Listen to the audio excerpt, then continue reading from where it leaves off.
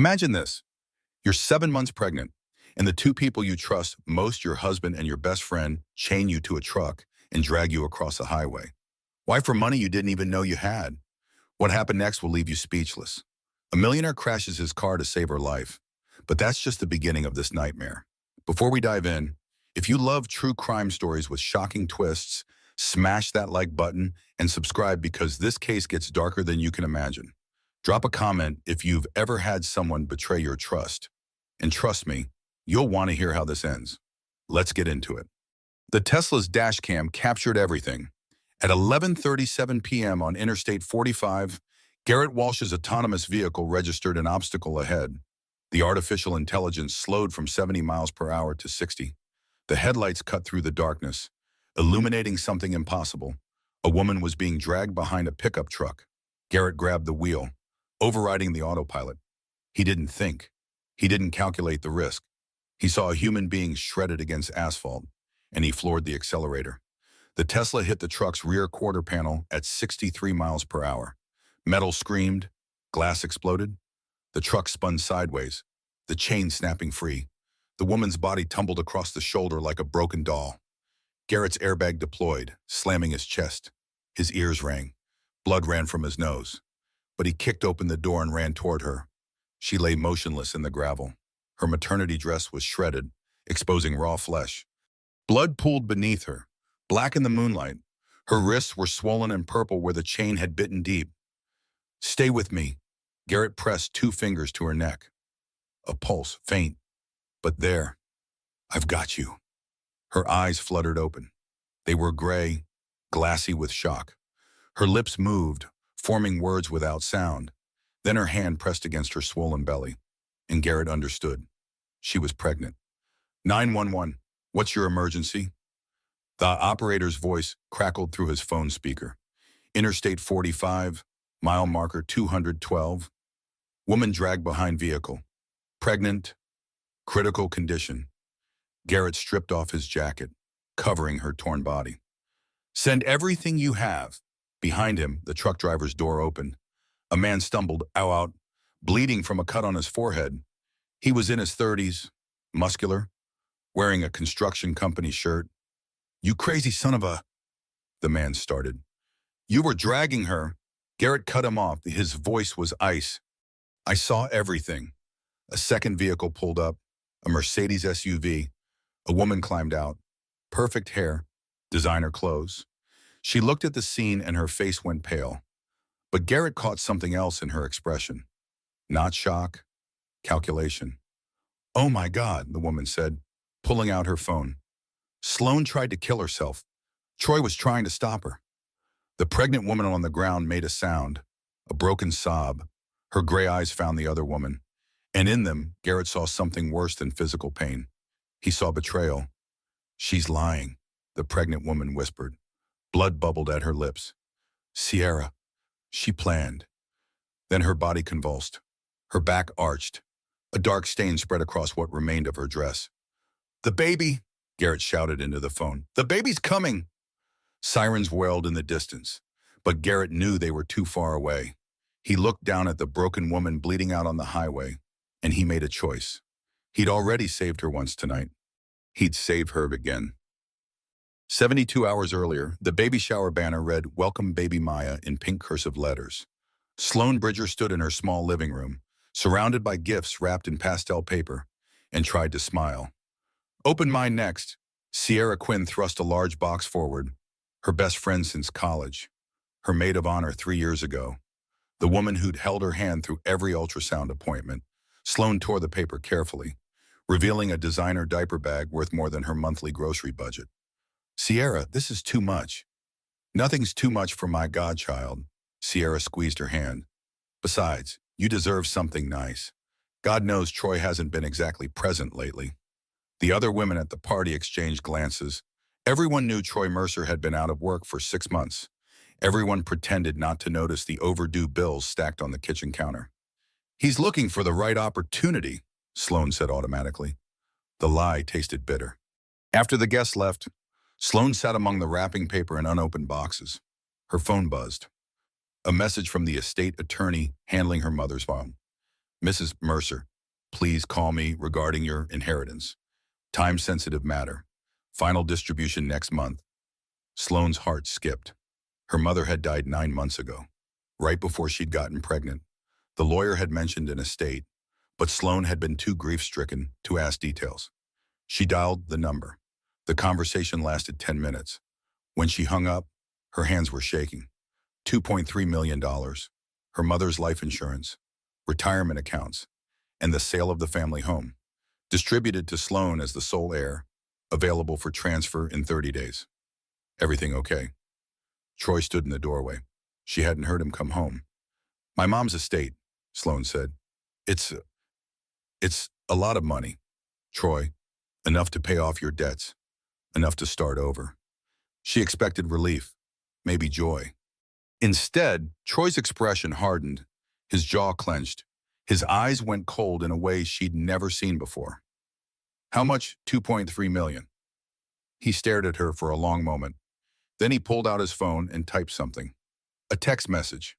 He angled the screen away, but Sloane caught a glimpse of the recipient name. Sierra.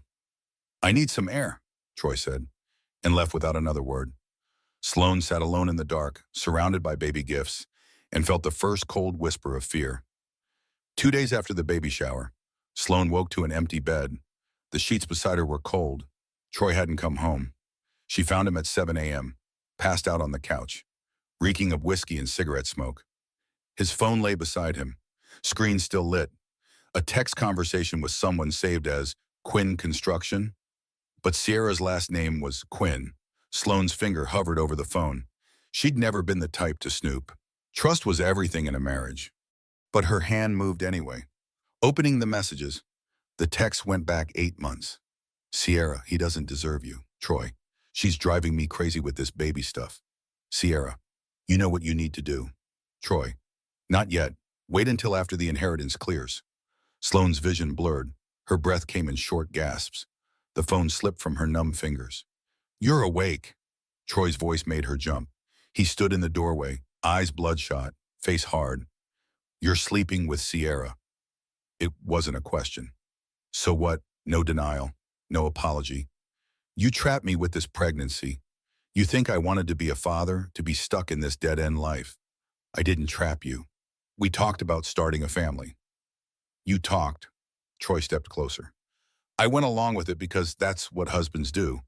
But then I lost my job, and suddenly you're the martyr, working overtime at the hospital, making me feel like a failure every single day. I never... His hand shot out, gripping her arm. Hard. Don't lie to me. Sloane, it was the first time he'd touched her in anger, the first time his fingers left marks. Let go.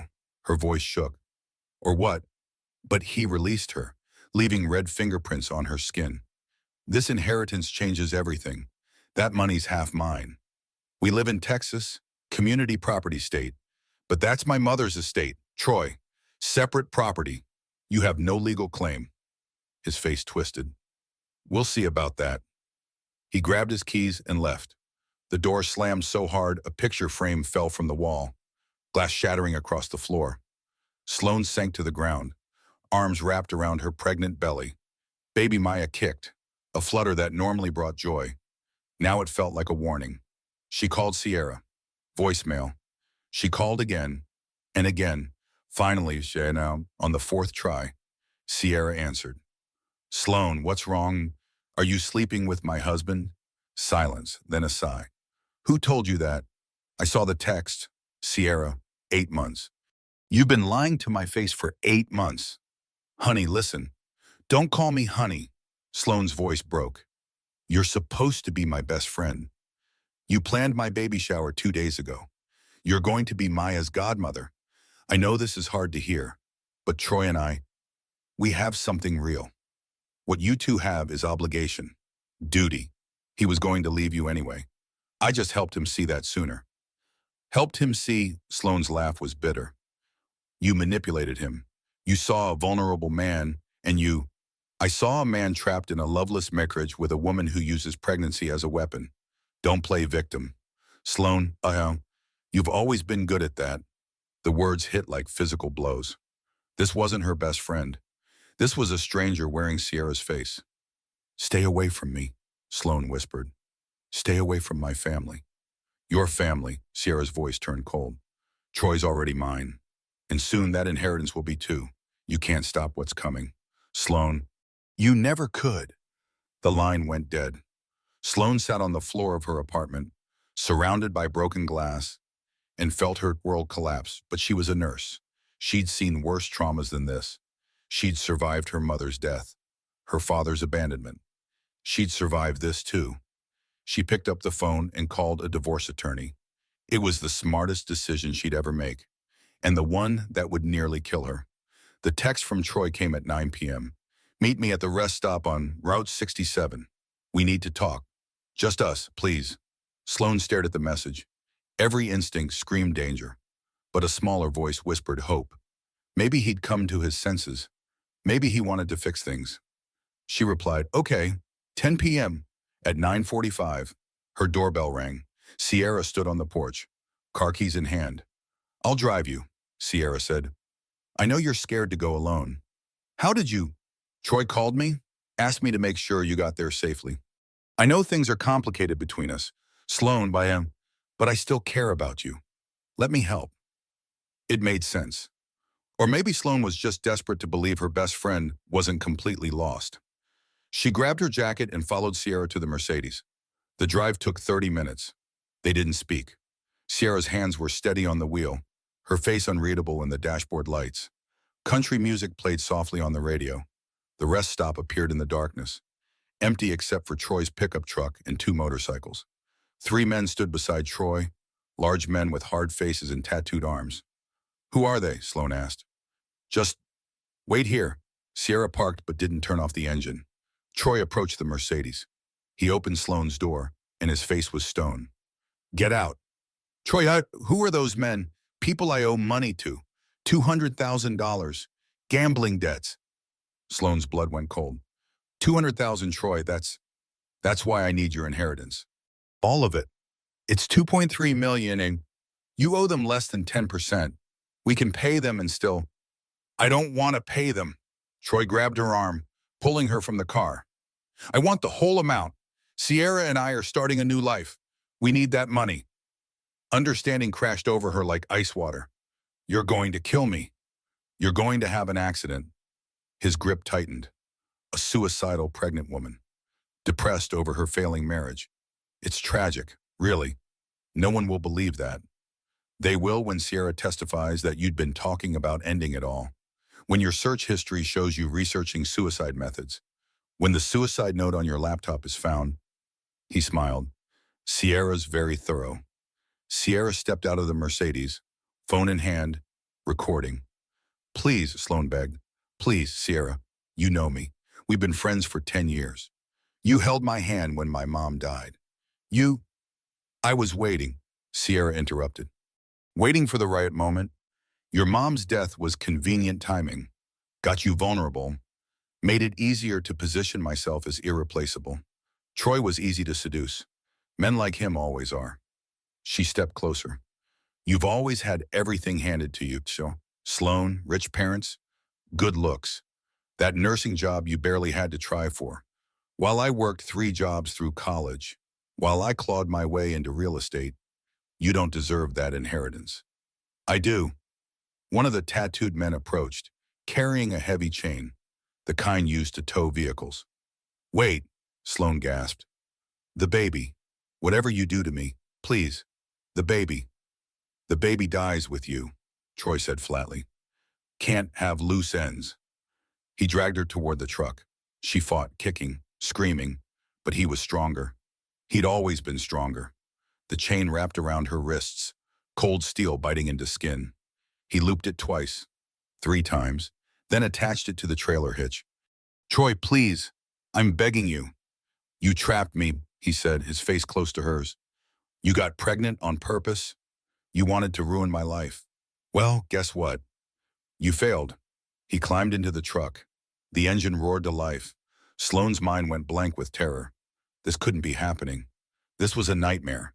She'd wake up in her bed, and Troy would be beside her, and everything would be fine.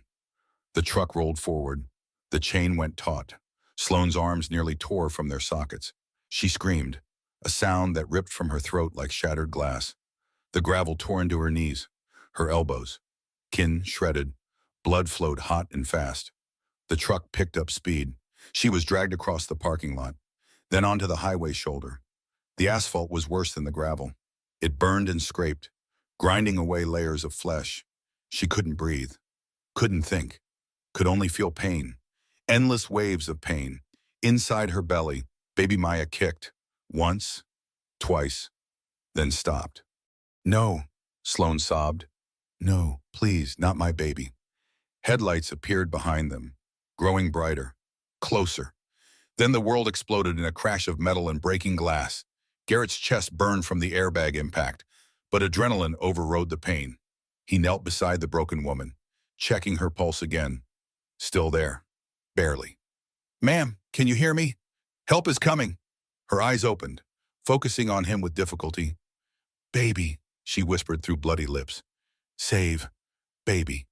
Then her body seized, her back arched, and she screamed, a sound of pure agony.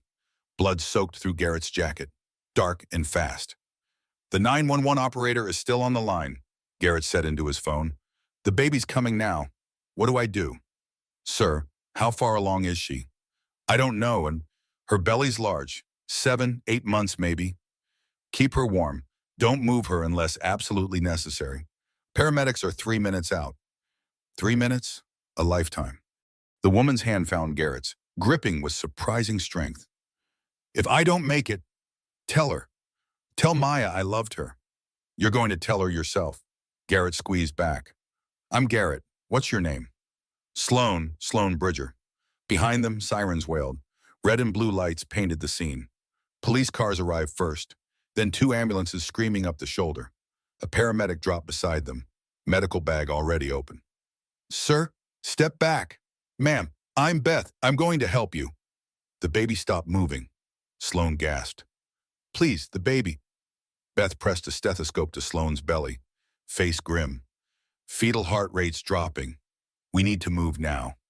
She looked at her partner. Prep for emergency field delivery. We can't wait. They lifted Sloane onto a stretcher. Garrett stood back, his hands covered in her blood, and watched them work. The other paramedics were checking the truck driver, Troy, who sat on the curb, holding his bleeding head. The woman from the Mercedes Sierra was talking rapidly to a police officer, tears streaming down her perfect face. Officer, it's a miracle you arrived. Sierra sobbed. Sloane's been so depressed. She threatened suicide. Troy and I tried to stop her, but she jumped from the moving vehicle. That other car hit them, and that's a lie. Garrett's voice cut through her performance. My dash camera recorded everything. He was dragging her behind the truck. She was chained. The officer's expression changed. Sir, I need you to come with me. Garrett followed the officer to his Tesla.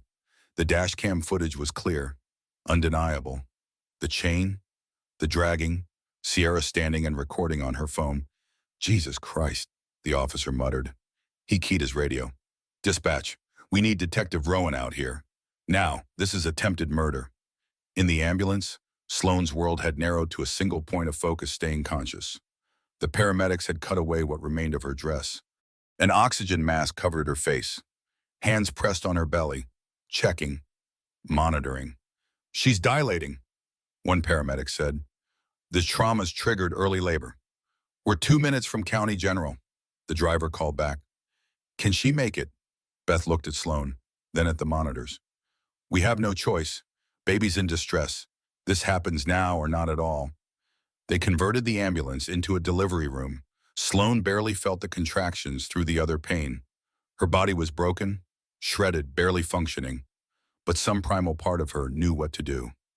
Push, Beth commanded. Now, Sloane, your daughter needs you to push. Sloane pushed. Somewhere far away, she heard screaming. Maybe it was her own voice. Maybe it was the sirens. Everything blurred together. I see the head. One more push. Come on, Mama. Oh. One more. A different sound to cut through the chaos. A cry. Weak, warbling, barely there, but unmistakably alive. It's a girl, Beth said, her voice thick with emotion. 2 pounds, 4 ounces. She's tiny, but she's breathing. They placed the baby on Sloane's chest for one precious second. So small, so fragile. A little fist waved in the air. Maya, Sloane whispered. Her name is Maya. Then the monitor beside her began to scream. A flat, endless tone. She's coding, Beth shouted. Get the baby to NICU. Move, move, move. Sloane felt herself floating. The pain was gone. Everything was soft and distant. She thought about her mother, waiting on the other side. She thought about holding her baby one last time. Then she thought about Troy and Sierra. Walking free, rage flared in her chest. White hot and alive. Not yet, she told herself. You don't get to die yet. Her heart caught. The monitor beeped. Once, twice, then steady. She's back, Beth whispered. You're back. Sloane opened her eyes. The ambulance bay doors opened, revealing County General's trauma entrance. A team of doctors waited, ready. Where's Garrett? Sloane asked. Who? The man. Who saved me?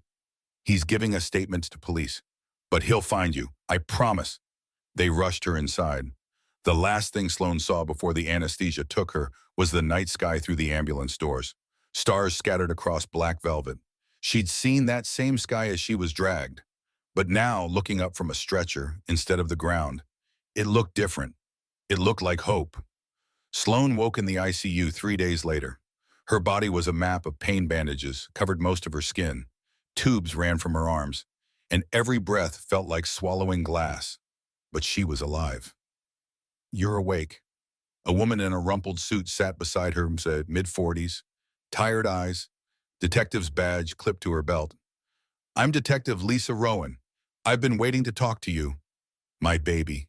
Sloane's voice was a rasp. Where's Maya? NICU, 4th floor. She's stable. Fighting like hell, just like her mama. Rowan's expression softened. Sloane, I need you to tell me everything that happened. Start from the beginning, Sloane told her.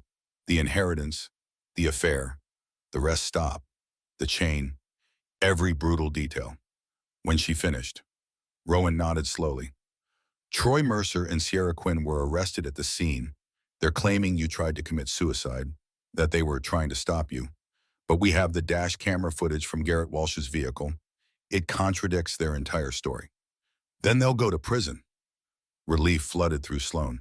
That's the goal. But they've hired Marcus Webb, best defense attorney in the state. He's already filing motions, challenging the dash camera evidence. How can he challenge it? It shows everything. He's claiming it's inadmissible because Walsh didn't have permission to record a public highway, which is nonsense, but Webb's good at creating doubt. We need you strong enough to testify. A knock at the door. Garrett entered, holding flowers. He looked different in daylight, younger than she thought. Maybe early 30s. Dark hair, careful eyes, expensive watch. The kind of man who existed in a different world than hers. I'll give you two some privacy, Rowan said. Sloane, I'll keep you updated. She paused at the door. And for what it's worth, I believe you. We're going to make this right. After she left, Garrett approached the bed cautiously. How are you feeling? Like I was dragged behind a truck. The joke fell flat. Sorry, nurse humor. You're a nurse, ER nurse at St. Mary's, or I was. I'm not sure I still have it wrong after missing a week. You'll have a job, Garrett said firmly. I'll make sure of it. He set the flowers on the bedside table. I couldn't stop thinking about you. I had to know you were okay. You saved my life. I just crashed my car. You're the one who survived. They sat in comfortable silence for a moment. Then Sloane asked, why did you do it? You could have been killed. Garrett looked out the window. 3 years ago, my wife Rebecca died in a car accident. I was driving. I swerved to avoid a deer. Lost control. She died instantly. I walked away with a concussion. His voice was flat, reciting facts. I've spent 3 years wondering if I could have done something different. When I saw you on that highway, I didn't think. I just knew I couldn't watch someone else die when I could help. I'm sorry about your wife. I'm sorry about your husband. Ex-husband? Sloane's jaw tightened. I filed for divorce the day before he tried to kill me. Smart woman. A nurse entered, checking Sloane's vitals. You have another visitor. She's been calling every hour. Says she's family. Sloane's mother was dead. She had no siblings. Who? Sierra Quinn walked in. Sloane's monitors spiked. Get her out. Get her out. I just want to talk, Sierra said, hands raised. Please, Sloane. 5 minutes. You tried to kill me. That's not what happened. Sierra's voice was smooth, practiced. You were suicidal. We were trying to help. That chain was supposed to slow the truck down. Not liar. Sloane tried to sit up, pain screaming through her body. You recorded it on your phone. You smiled while I was bleeding. You're confused, traumatized. The doctors said you might have false memories from the head injury. Garrett stood. I saw the video. I saw you standing there, watching. Sierra's mask slipped for just a second. Her eyes went cold. And who are you, the millionaire who crashed into my fiancé's truck? Troy could have died. We could sue you for everything. Your fiancé, Sloane's voice broke. You were my maid of honor. You've known me for 10 years. I've watched you take everything for 10 years. The perfect life you never earned. The inheritance you don't deserve. The baby you used as a weapon. Sierra leaned close, voice dropping to a whisper only Sloane could hear. And now that baby's in the NICU, fighting for every breath. Funny how things work out. If you touch my daughter, I don't have to touch her. Premature babies die all the time. Such a tragedy. Security appeared at the door, summoned by the nurse. They escorted Sierra out, her protest echoing down the hall. Garrett's face was pale. Did she just threaten your baby? Yes. Sloane's hands shook. I need to see Maya. Now. I need to make sure she's safe. They brought her to the NICU in a wheelchair. Maya lay in an incubator, so small she barely looked real.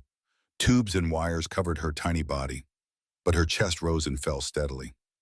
She's a fighter, the NICU nurse said.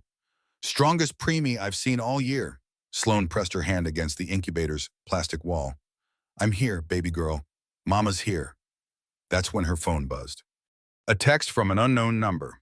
Drop the charges or baby Maya has an accident. The bail hearing happened 2 days later.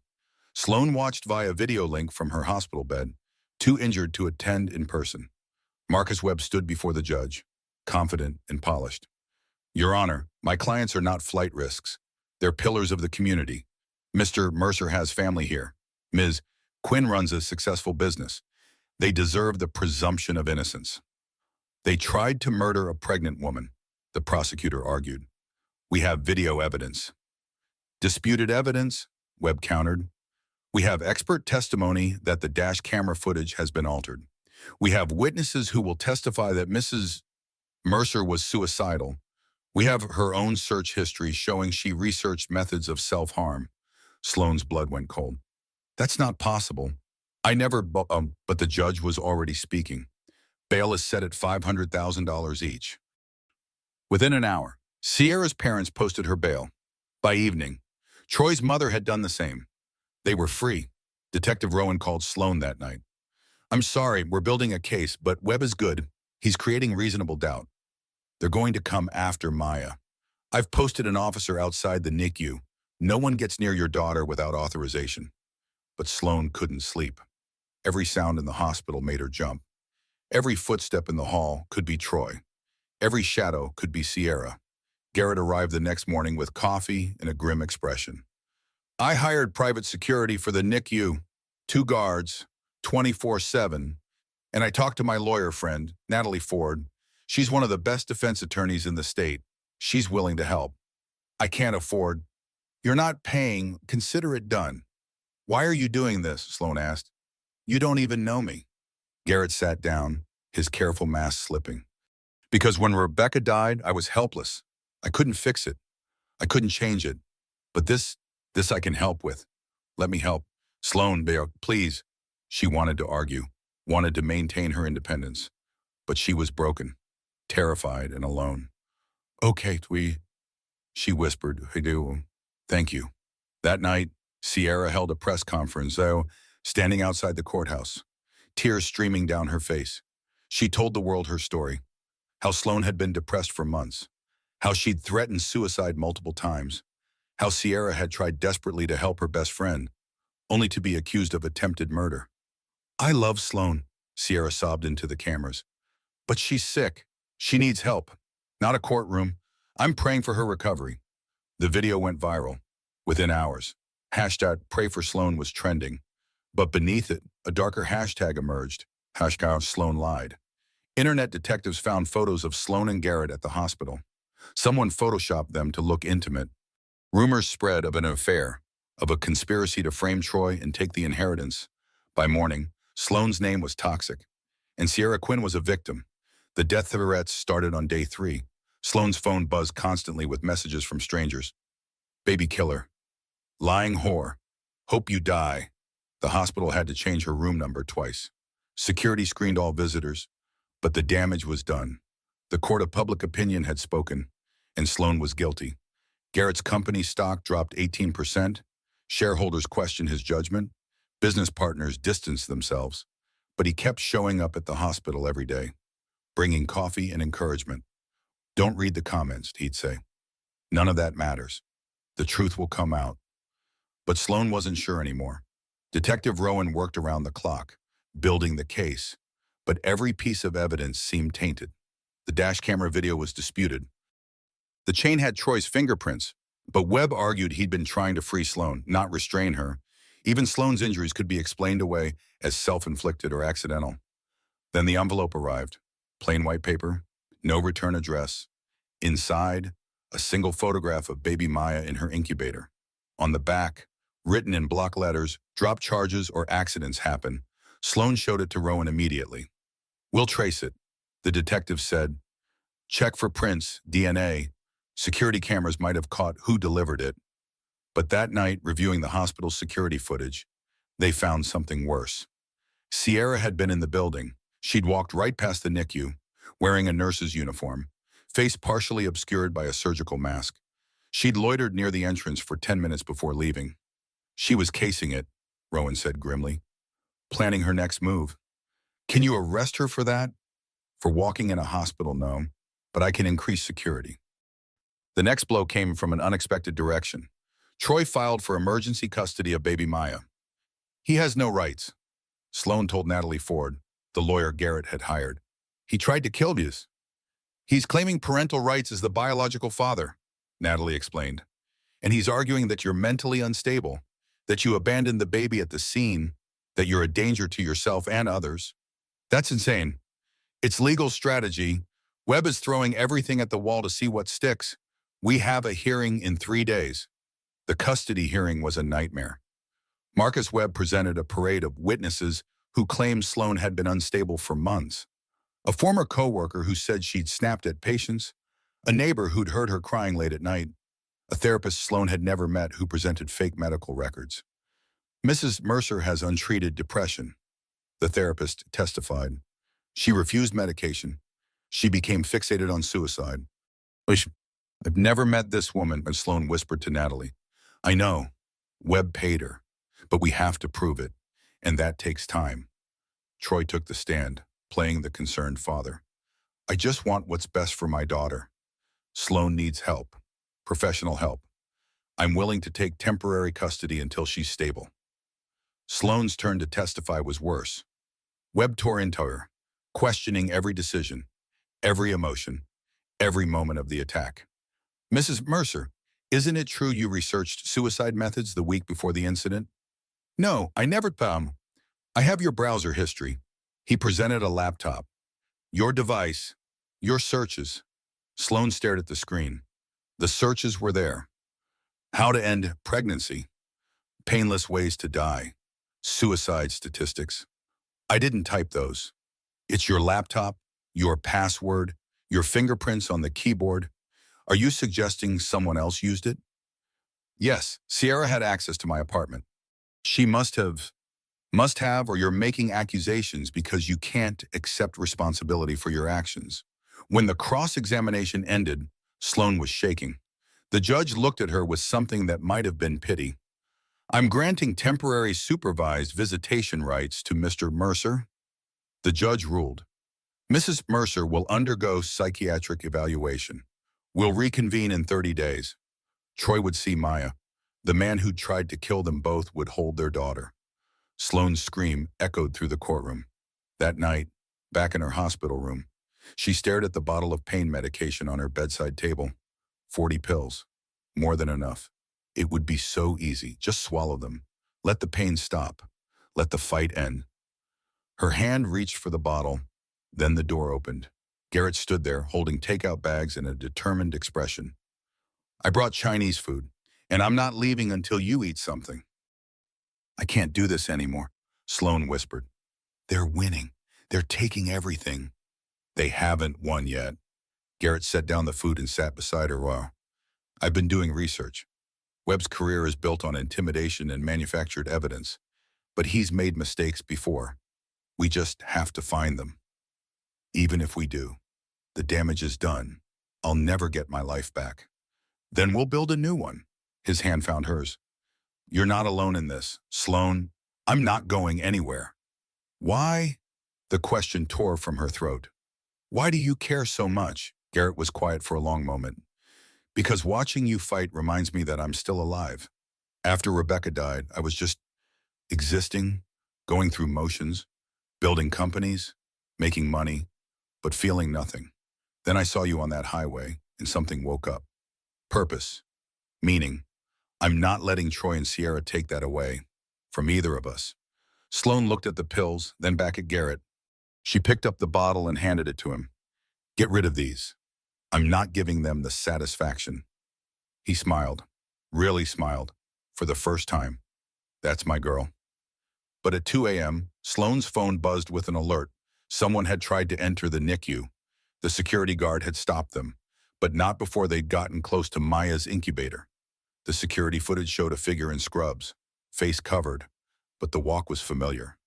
The height, the build, Sierra. She was hunting, and Sloane was running out of ways to stop her. Detective Rowan arrested Sierra at dawn.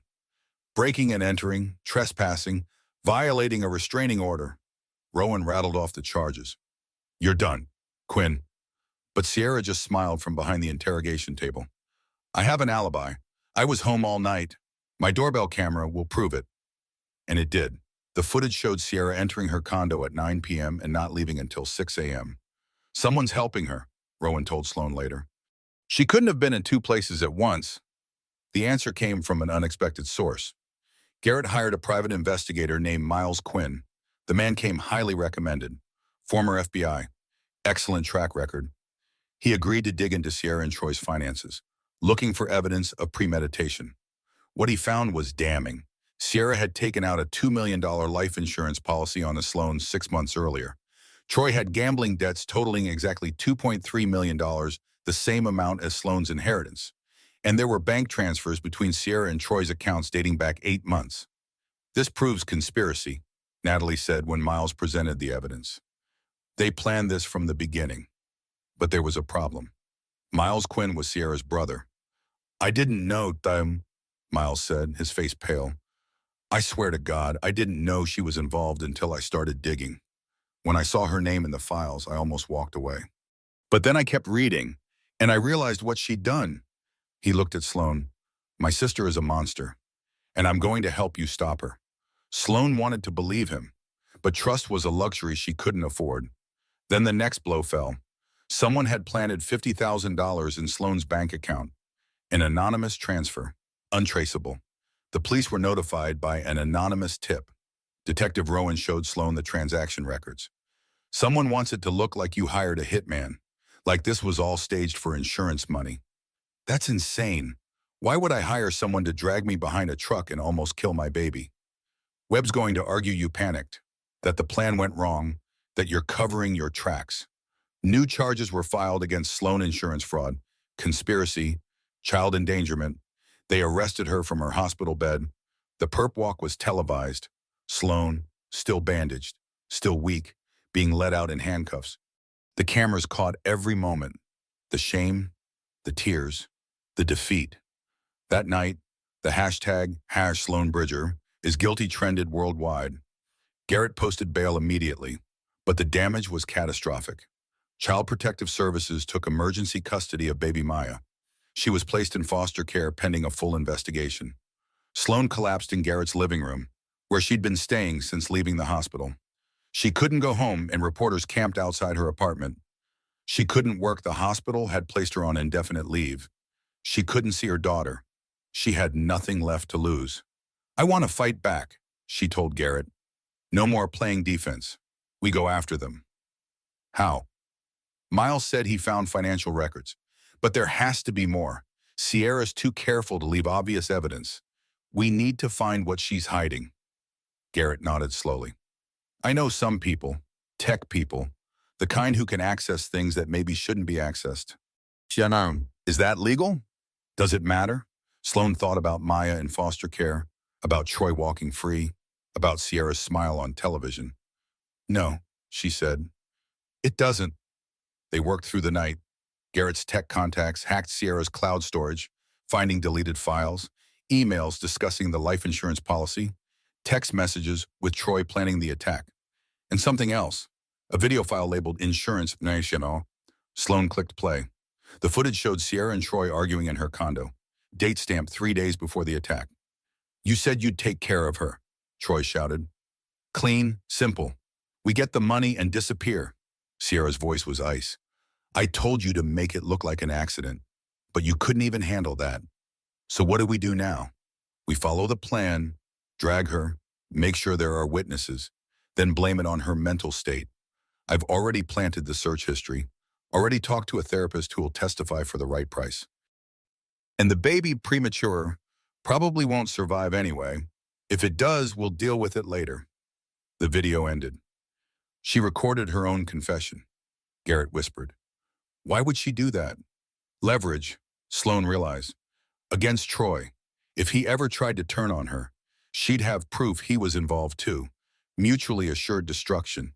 This is it. This is the evidence we need." But when they tried to show it to Detective Rowan, there was a problem. The file was encrypted, password protected, and any attempt to break the encryption would corrupt the data, making it inadmissible in court. "We need the password," Rowan said. "Without it, this file is useless." Sloan stared at the screen. Sierra was arrogant, confident. She'd choose something meaningful, something only she would know. Then Sloan remembered Sierra's childhood dog, the one she'd talked about constantly in college, the animal she'd loved more than anything. "Try Apollo," Sloan said. "Capital A, follow on by the numbers 1998. The file opened. Detective Rowan watched the video 3 times. Then she picked up her phone. "Get me the DA, now. We're reopening this case." Within hours, warrants were issued. Troy and Sierra were arrested again. This time, bail was denied. The news broke at midnight. Footage of Sierra being led from her condo in handcuffs, screaming about being set up. Troy silent and defeated in the back of a police car. Sloan watched from Garrett's couch, wrapped in a blanket, and felt something she hadn't felt in weeks. Hope, but it was premature. Because that night, during the prison transport, something went wrong. The transport vehicle crashed on a rural road. 2 guards were killed. One escaped prisoner was recaptured immediately. The other disappeared into the darkness. Troy Mercer was free, and he knew exactly where to find Sloan. The call came at 3 a.m. "Sloan, it's Rowan." Troy escaped. He killed 2 guards. "We have units searching, but he's coming here." Sloan was already moving, grabbing her phone. "He knows Garrett's address. It was in the court documents. I'm sending police to your location now. Lock every door. Don't open for anyone except uniformed officers." Garrett appeared in the hallway, already dressed. "I heard. We need to move you to the safe location. Where he found me at the hospital. He'll find me anywhere. Then we make a stand here, so my security system is state-of-the-art.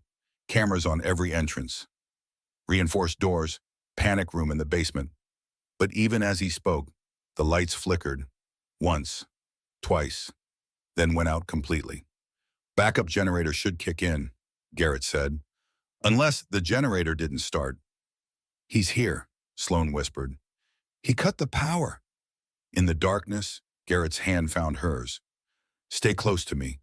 We're going to the panic room.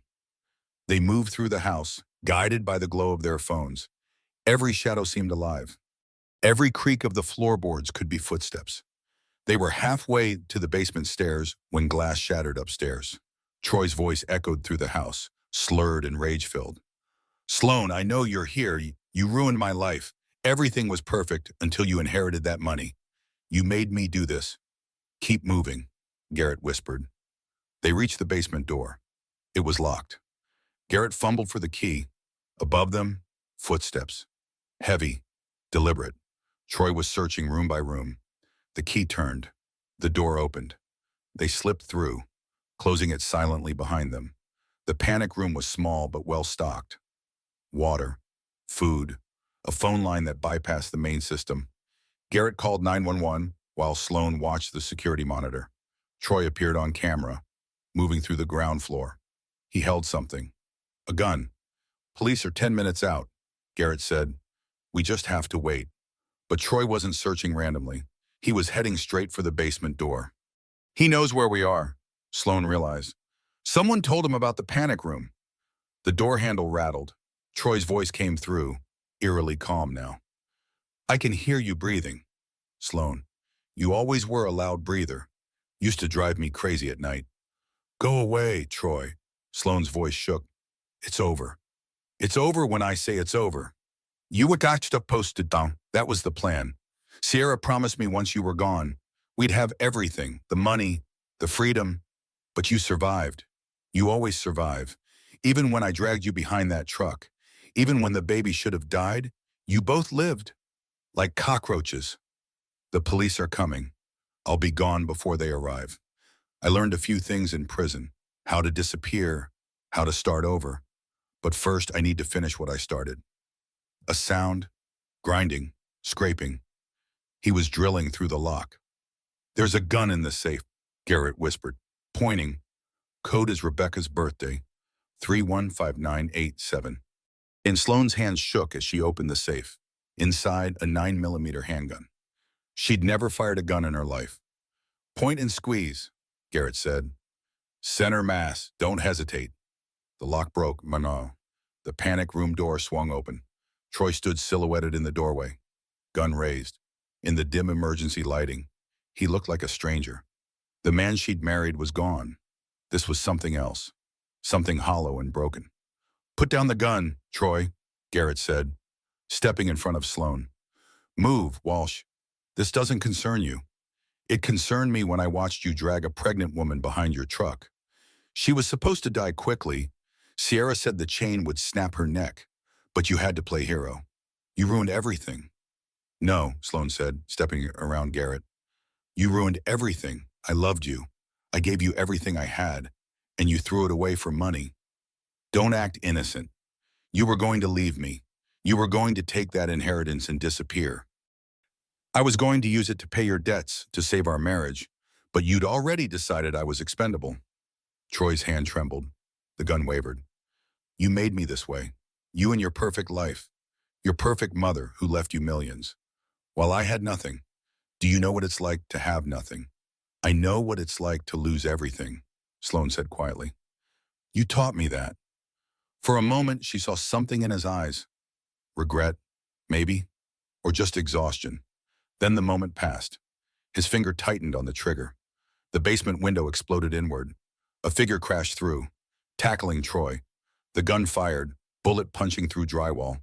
The two men struggled, rolling across the concrete floor. It was Miles Quinn. "Go," Miles shouted, wrestling for control of the gun. "Get out of here!" Garrett grabbed Sloane's arm, pulling her up the stairs. Behind them, another gunshot, a scream, then silence. They burst out the front door just as police cars screamed into the driveway. Red and blue lights painted the house. Officers swarmed in, weapons drawn. Detective Rowan appeared, face grim. "Are you hurt?" "Miles Quinn is downstairs with Troy," Garrett gasped. Shots fired. The tactical team entered. 2 minutes later, they emerged with Troy in handcuffs, blood streaming from his nose. Miles followed, limping but alive. "He's under arrest," Rowan said. "Murder of 2 corrections officers. Escape." breaking and entering, attempted murder. He's never seeing daylight again. Troy looked at Sloan as they loaded him into the police car. His eyes were empty. I loved you once, Juan, he said. Did you know that before the money, before Sierra, I really loved you? I know, Sloan whispered. That's what makes this so sad. The car door closed. Troy was gone. Miles approached, holding his ribs. Sorry I'm late. Had a tip from one of Troy's prison contacts that he was coming here. Drove straight through. Why help us? Sloan asked. She's your sister. She stopped being my sister the day she planned your murder. Family doesn't mean protecting monsters. He handed her a flash drive. This has everything. All her financial records. All the people she bribed. All the evidence we need to put her away forever. Thank you. Don't thank me yet. The trial's going to be brutal. Sierra won't go down without a fight. But for the first time in weeks, Sloan felt like they might actually win. 6 months passed in a blur of depositions, hearings, and legal maneuvering. Baby Maya came home from foster care, healthy and thriving. Sloan moved into a small apartment, determined to rebuild her life on her own terms. Garrett helped, but kept his distance, giving her space to heal. The trial began on a cold January morning. The courthouse was packed. Media crews lined the steps. Protesters held signs both supporting and condemning Sloan. Inside, the courtroom buzzed with tension. Sierra Quinn sat at the defense table, perfectly composed. Designer suit, hair styled, makeup flawless. She looked like a victim, not a villain. Troy sat separately, having taken a plea deal. Life in prison without parole in exchange for testifying against Sierra. The prosecution called him first. Mr. Mercer, tell the court how you met Sierra Quinn. Troy's voice was flat, emotionless. She approached me at a bar 8 months before the attack, said she knew my wife, said she could help me with my financial problems. Did she suggest harming your wife? Not at first. She was subtle, planted ideas, talked about how much money Sloan would inherit, asked what I'd do with that kind of freedom. Over time, she made it clear what needed to happen. And what was that? Make Sloan disappear, stage a suicide, split the inheritance. Sierra's lawyer, Marcus Webb, objected constantly, but the testimony was damning. Miles Quinn testified next, presenting the financial evidence, the life insurance policy, the planted search history, the bribed witnesses. My sister is a sociopath, Miles said quietly. I didn't want to believe it, but the evidence doesn't lie. The deleted video was played in court. Sierra's voice filled the room, cold and calculating, planning murder as casually as a grocery list. When it finished, the jury looked shaken. Finally, Sloan took the stand. She told her story, every brutal detail, the affair, the betrayal, the attack, the months of terror afterward. Mrs. Bridger, why do you think Sierra did this? The prosecutor asked. Because she could. Because in her mind, I had something she wanted, and she felt entitled to take it. My life was an obstacle. My baby was collateral damage. Sloan looked directly at Sierra. She's not sorry. She's just sorry she got caught. Webb's cross-examination was vicious. He tried to paint Sloan as unstable, vengeful, a woman scorned who'd fabricated evidence. But Sloan held firm. When Webb suggested she'd had an affair with Garrett, she calmly explained he'd saved her life and nothing more. Do you hate Sierra Quinn? Webb asked. Sloan considered the question. No, I pity her. She spent so much energy destroying me. And for what she's here, I'm free. In the end, she lost everything. The jury deliberated for 3 days. When they returned, the verdict was unanimous. We find the defendant, Sierra Quinn, guilty on all counts. Conspiracy to commit murder, attempted murder, fraud, witness tampering. Sierra's mask finally cracked. She lunged across the table, screaming at Sloan, This isn't over, I'll appeal, The bailiffs restrained her. She was led away, still screaming threats. The judge sentenced her to 30 years without parole. Troy received life without possibility of release. Outside the courthouse, Sloan stood before the cameras one last time. Justice doesn't erase pain, she said. But it reminds us that truth matters. that fighting back matters. To anyone facing abuse, facing threats, facing impossible odds, you are not alone, and you are stronger than you know. The reporters applauded. Even the protesters fell silent. Garrett waited by his car, holding baby Maya. The little girl had grown, her eyes bright and curious. "Ready to go home?" he asked. Sloan smiled. "Actually, I was thinking. Maya's never seen the ocean. Want to take a drive? Now, right now, no more waiting for life to start.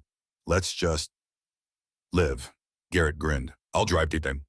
They loaded Maya into the car seat. As they pulled away from the courthouse, Sloan looked back one last time. The building grew smaller in the mirror. She'd walked in a victim. She drove away a survivor. 1 year later, Sloan stood in her new office at the County Victims Advocacy Center. Framed degree on the wall, she'd finished her law degree online while raising Maya. Photos of her daughter covered the desk. The little girl was 18 months old now. Walking, talking, perfect. Life wasn't easy. Sloan worked long hours.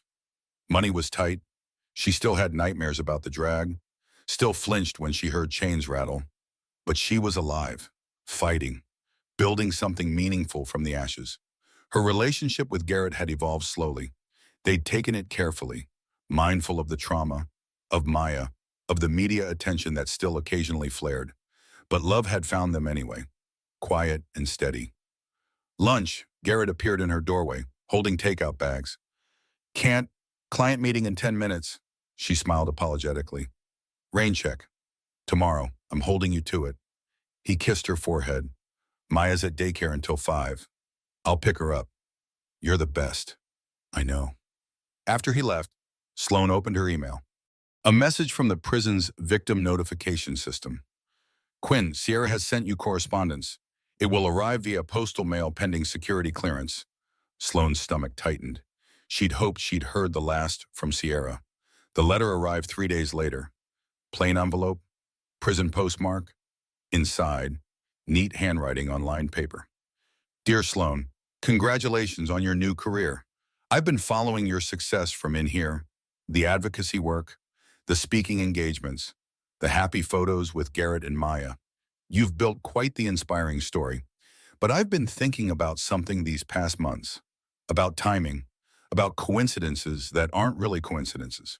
Did you ever wonder why Troy's gambling debts were exactly $2.3 million, the exact amount of your inheritance? Did you wonder how I knew about that inheritance 3 months before your mother's lawyer contacted you? Here's the thing about long games, Sloan, they take patience. Years, sometimes. I was your mother's estate lawyer's assistant 3 years ago. I processed her will. I knew exactly what you'd inherit, and I knew exactly when. Your mother's heart attack was so sudden, so unexpected for a healthy 60-year-old woman. The autopsy found natural causes. Of course. But did they test for the right things? Did they look for the insulin that mimics cardiac arrest, the kind that dissipates within hours, leaving no trace? I've been planning your destruction for 3 years. Sloan, the pregnancy wasn't an accident, I suggested. Troy stopped using protection. The affair timing wasn't random. I seduced him exactly when his debts peaked. Even the inheritance timing, your mother died precisely when the insurance policy I took out on you would raise the least suspicion.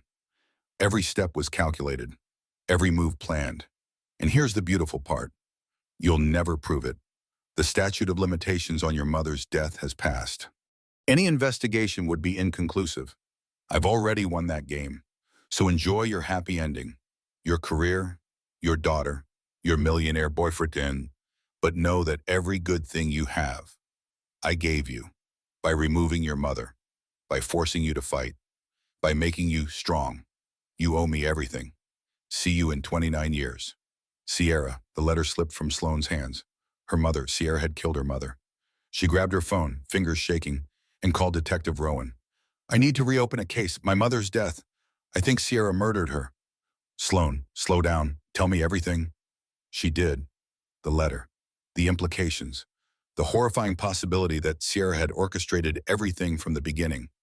I'll look into it, Rowan said. But she's right about the statute of limitations, and proving a cardiac event was actually homicide 3 years later.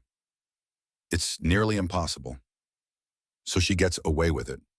With that, maybe. But she's already in prison for 30 years. She's lost her freedom, her family, her future. That's not nothing. After the call ended, Sloane sat in her office, staring at the letter. Sometimes the villain wins a battle, but Sloane had won the war.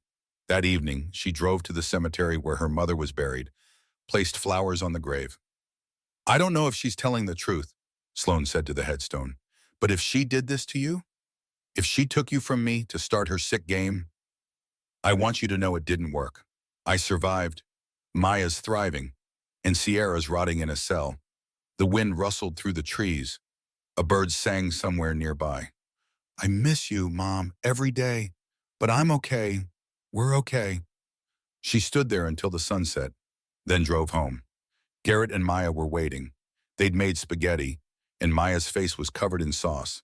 The little girl squealed when she saw her mother, running with wobbly steps. Sloane scooped her up, holding tight. "Mama?" Maya giggled. "That's right, baby. Mama's home." Garrett studied her face. "You okay? You look like you've seen a ghost." "Just laying some to rest." She kissed Maya's forehead. "We're good. We're really good." That night, after Maya was asleep, Sloane took Sierra's letter and fed it into the fireplace. Watch the paper curl and blacken. Watch the words disappear into ash. Sierra thought she'd won by revealing the truth, but all she'd done was free Sloane from the last chain binding her to the past. Tomorrow, Sloane would call a lawyer, explore reopening her mother's case, do everything legally possible to investigate. But tonight, she'd sit on the couch with Garrett, watch a movie, and remember something important. The best revenge isn't matching someone's evil. It's refusing to let them steal your joy. Sierra had tried to destroy her, had murdered, manipulated, and schemed for years, and Sloane had survived it all. That was the real victory. As the fire crackled and the letter burned, Sloane allowed herself a small smile. Maybe Sierra had planned every step. Maybe she'd orchestrated everything. But in the end, Sloane had something Sierra never would. She had peace, love, purpose. She had won. 6 months later, the investigation into Sloane's mother's death yielded new evidence. A toxicology expert found trace compounds consistent with synthetic insulin. A review of hospital records showed Sierra had accessed the facility the day before the heart attack. It wasn't enough for murder charges, too much time had passed, but it was enough to add suspected homicide to the official record. Sierra's sentence was extended by 10 years for conspiracy and fraud related to the estate manipulation. Troy died in prison. A fight in the yard. Quick. Violent. Some said it was an accident. Sloane chose to believe it was karma. Miles Quinn continued working as a private investigator, specializing in domestic violence cases. He became Maya's godfather, the uncle who showed up for every birthday and school play. Garrett's company recovered. He sold it 2 years later for twice what it was worth, then started a foundation for victims of domestic abuse. Sloane ran the legal aid division. They married on a beach at sunset, with Maya as the flower girl.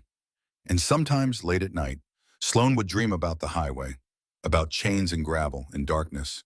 But she'd wake up in Garrett's arms, Maya sleeping peacefully down the hall, and remember, she'd been dragged. She'd been broken. But she'd survived, and that made all the difference.